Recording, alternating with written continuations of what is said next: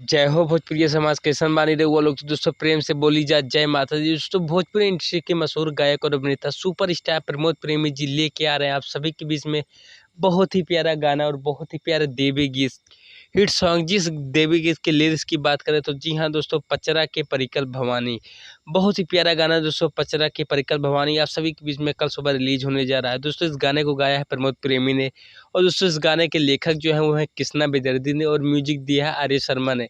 जी हाँ दोस्तों, भोजपुरी इंडस्ट्री में मात्र ऐसे इकलौते लेखक हैं जो कृष्णा बेदर्दी हर लेखकों के बरोबर ही हैं। जी हाँ दोस्तों, आप सभी के बीच में इसी फिल्म के माध्यम से कल सुबह 6:10 पे ये गाना रिलीज होने जा रहा है। तो दोस्तों जितने भी प्रमोद प्रेमी के फैन हैं आप सभी लोग इस गाने को पचरा के परिकल भवानी को आप सभी लोग बहुत सारा प्यार और आशीर्वाद दें।